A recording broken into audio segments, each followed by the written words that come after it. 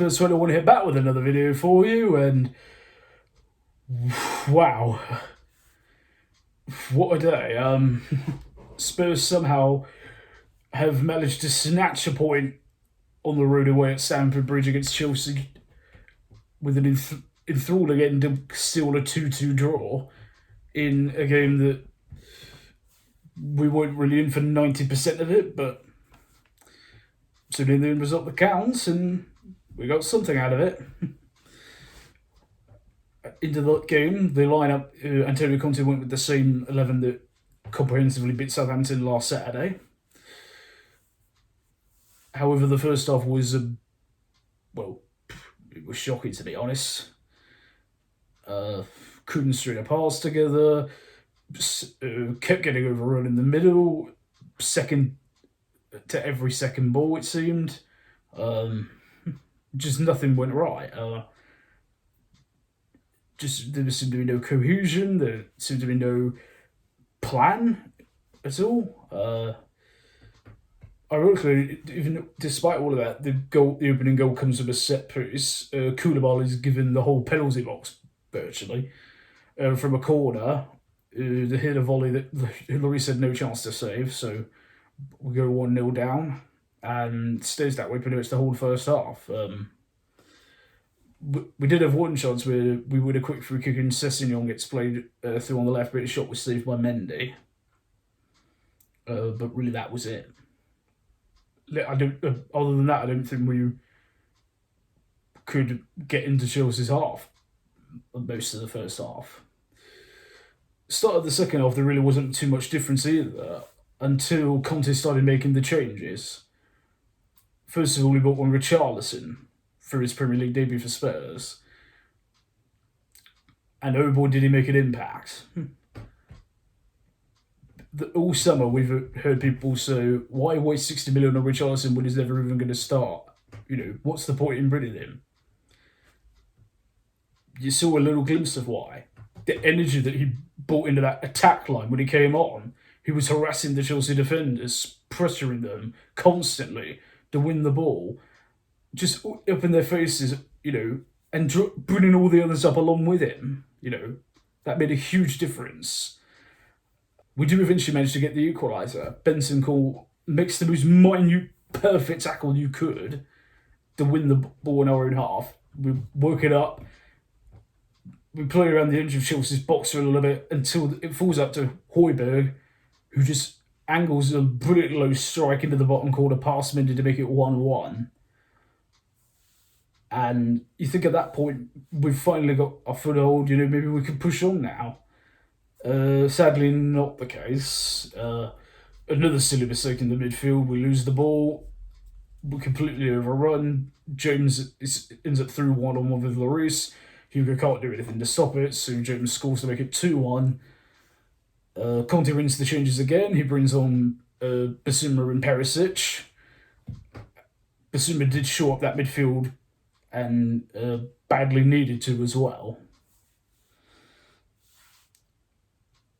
But the game just seemed like it was fizzling away until literally the last of the 6 minutes of added time, corner on the left, Perisic stood over it. He floats it perfectly right into the danger zone of the penalty box between the back four and the goalkeeper. Harry Kane manages to get his glancing header on it, which lands in the back of the net to make it 2-2 right at the death.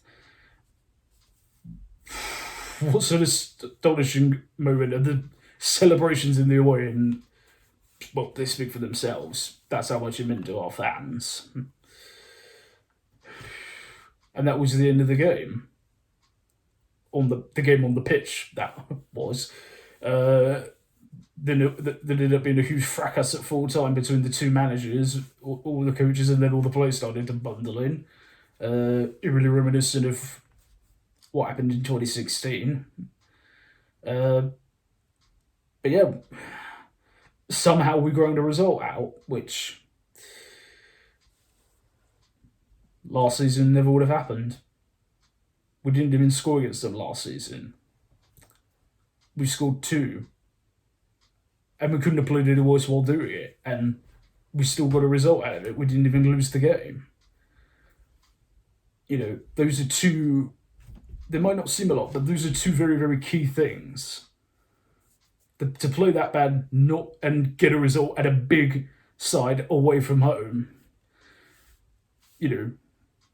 that's the teams who are at the top of the league. That's what they do, and that's where we need to be this season. And we're going to have to continue to do that. The impact the substitutions had, as I said, it's what I've said all summer. The point of getting all these players in is build the depth of the squad. Last season, it was the first 11, that was it. Now, Richarlison made a difference. Basuma made a difference. Perisic made a difference. The substitutions are doing what you need them to do in a game. Turn the game around. Shift the momentum in your favour, which is what they did.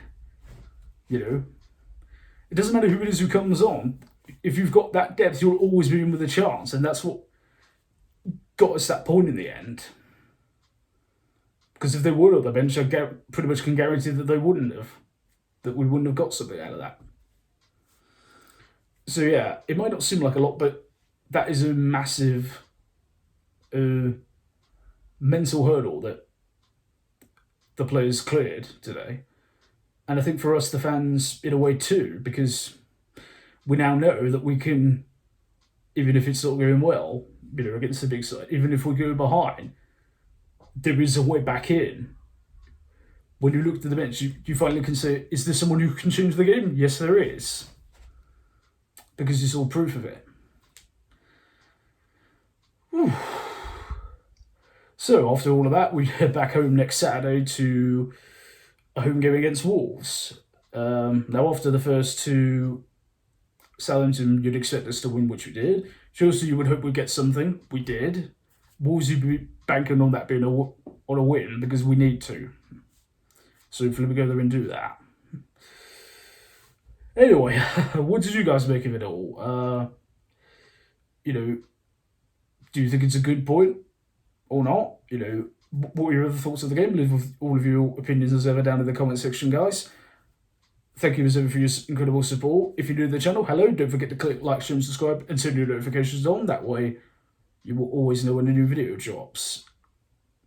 Thank you very much for watching, guys. I've been Spurs 21. I will see you soon. And as always, come on, you Spurs!